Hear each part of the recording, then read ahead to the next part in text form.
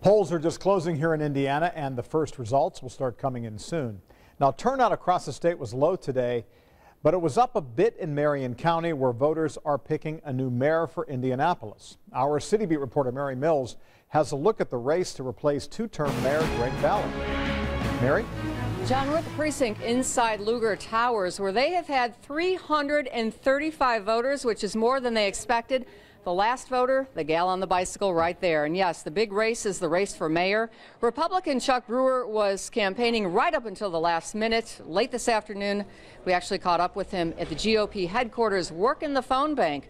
Brewer, a political newcomer, acknowledges he's been the underdog since day one, but he's worked hard hoping for an upset. Now, like Brewer, Democrat Joe Hogsett began his day at the polls. He voted with his wife, Steph. He later spent time, we're told, thanking volunteers and supporters before heading home this afternoon. Even though he's been long considered the favorite, his communications director says he was leaving nothing to chance. We've said all day today that he has been running all the way through the finish line.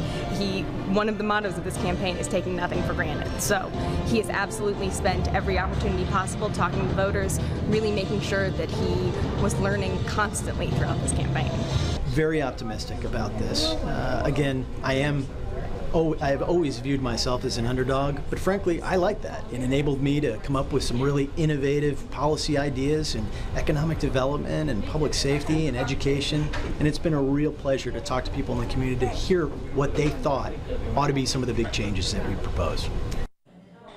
And Chuck Brewer and fellow Republicans will be at Prime 47 tonight. That's a downtown restaurant.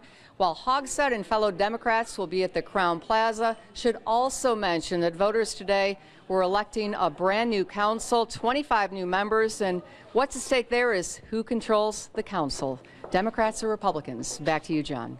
All right, thank you. Mary Mills reporting from downtown tonight. And you will be able to see the results as they come in at the bottom of your screen throughout the evening. You can also check on specific races at WTHR.com. And of course, tune into the Night Beat at 11 o'clock for a complete wrap-up of today's election.